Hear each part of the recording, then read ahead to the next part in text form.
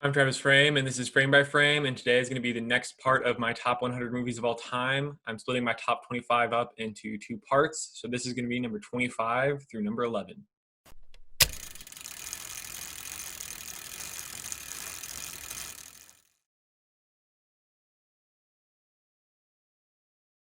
At number 25, we have Forrest Gump. I think that Forrest Gump is just such a charming movie. I think that Tom Hanks has such an amazing performance. It's just a heartwarming, feel good movie, despite the fact that it is incredibly emotionally impactful, quite sad at times, but it is incredibly entertaining while still having that impact. And I think that along with its just kind of wacky fun, makes it such an enjoyable movie for me. Number 24 is Dragged Across Concrete. I think that this is a excellent crime thriller. I think that it is much more of a slow burn than some would consider a normal thriller, but I would still categorize it in that genre. I think that the chemistry between Vince Vaughn and Mel Gibson in this movie is incredible. I think that the movie is really, really tense when it wants to be, and slows down in other parts, but in a very, very good way to build the characters, to build the atmosphere, and to just add to the overall nature of the film. And I think that is just what makes the film so good, in my opinion. Number 23 is Primal Fear. I think that this movie is an amazing crime movie. I think that it is just exceptional in so many aspects. The acting is incredible, as is the writing, and it's just one that has stuck with me since I watched it. Number 22 is The Prestige. Yet again, another Nolan movie. It's just so, so good. Every performance is top notch. The production design is top notch. The writing is amazing. It is, I feel like one of the Nolans that people have seen less. People have still seen it, but it's one of the ones that's like, if people have seen it, they love it because it is just that good. It is such an incredible movie that has almost no flaws. Number 21 is Under the Silver Lake. This is a movie that completely shocked me. I know a lot of people have said that it is a movie about nothing. I completely disagree. I think that it is an incredible movie about the critiques of the Hollywood elite and the like divide between like kind of the perceived Hollywood and the idealistic Hollywood. And I think that it is told in such an interesting and unique way. And Andrew Garfield gives my personal favorite performance that he's ever given. And I just think that the movie is a really, really good film. Number 20 is The Irishman.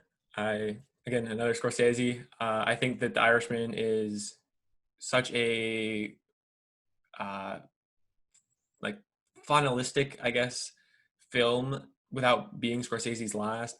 That should he retire tomorrow, I would be completely content with this being his last film of all time. I hope it doesn't happen. I hope not.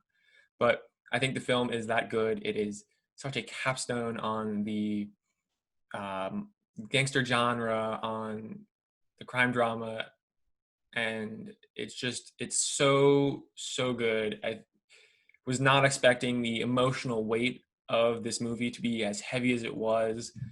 I think that it does everything that a movie like Goodfellas does, and while Goodfellas might be at times more enjoyable watch, I think that The Irishman rises to a new level above many other uh, like gangster films in the fact that it has that emotional like weight that it carries that is just way more than I've ever seen in a movie of this genre.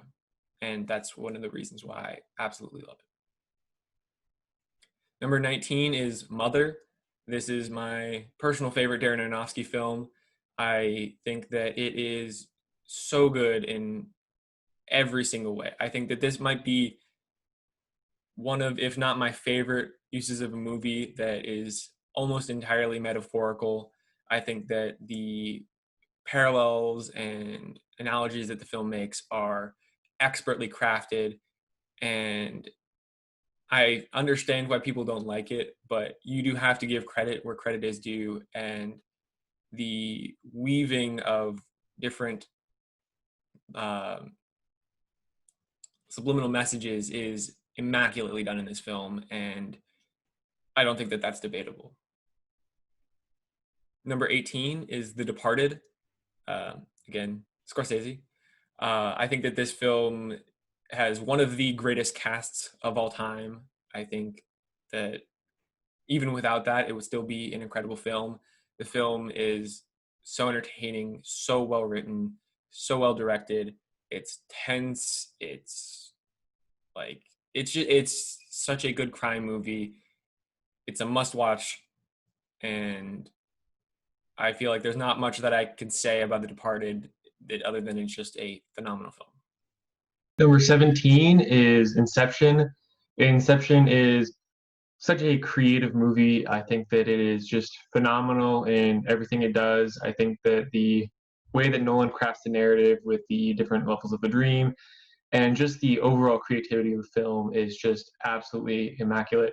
I think that the film does so many things that are just so exclusively something that I think Nolan could pull off.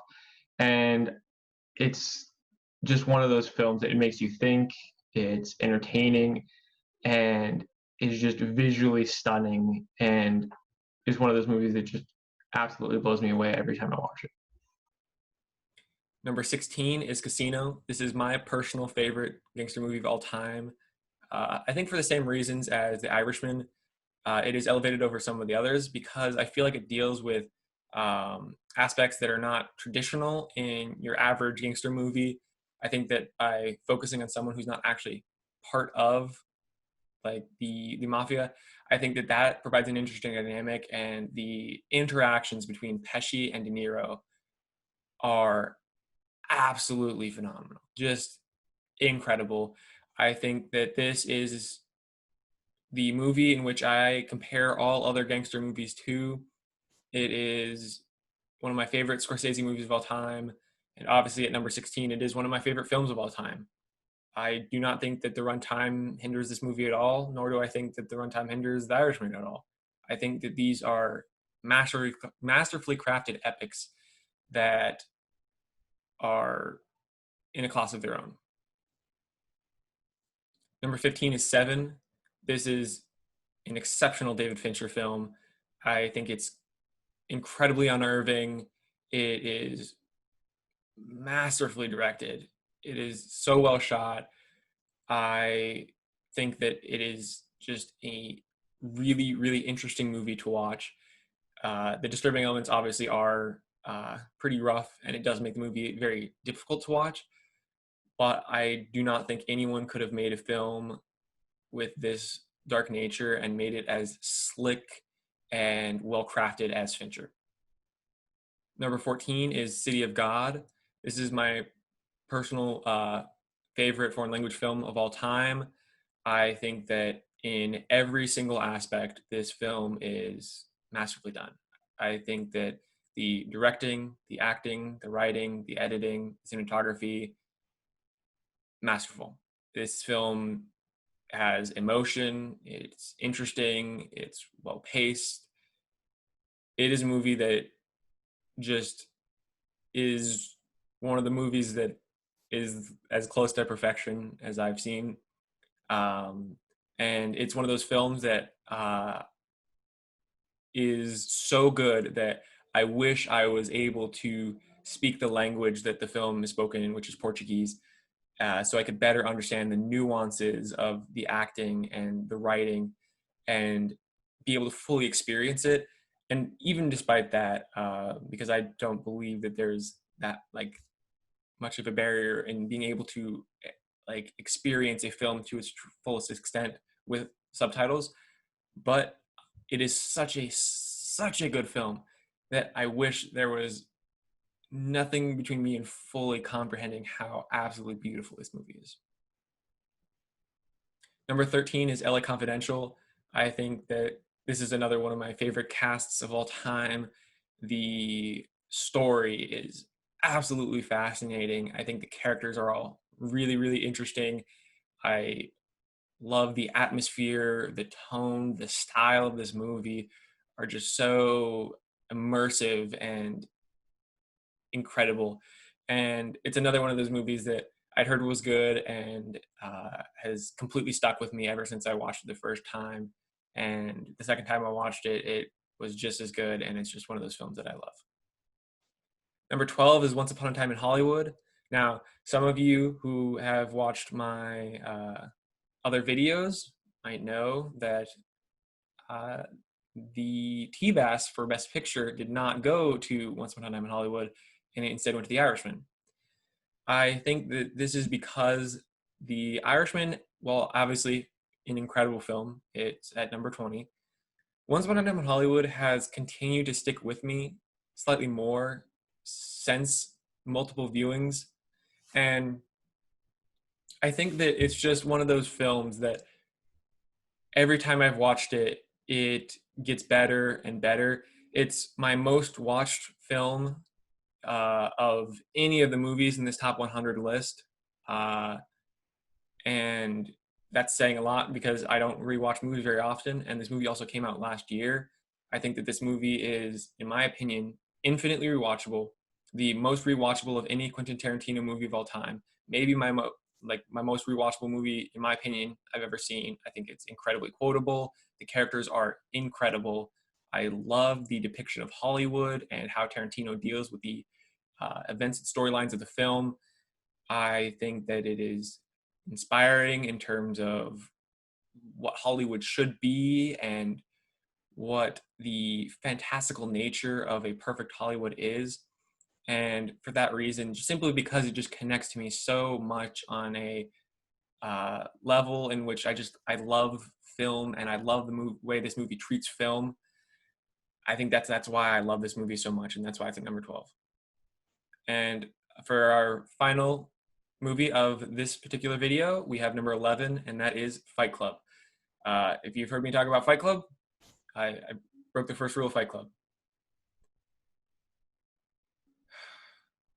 Sorry, I had to say it. But I mean, honestly, this movie is so good. I mean, again, Fincher, I think that he's such a good director. This is my personal favorite of his work. And I think that the dynamic between the two main characters is so fascinating. It's an exciting movie. It's an interesting movie. This is another one with Once Upon a Time in Hollywood that I think is just so rewatchable. It's such a awesome movie. Tyler Durden is maybe my favorite film character in cinema history. I think that he is just an awesome character, and I think the movie is just an awesome movie. Thank you so much for watching this video. Check in your YouTube notifications for the one person that has notifications on. And look forward to my top 10 movies of all time. Thank you so much.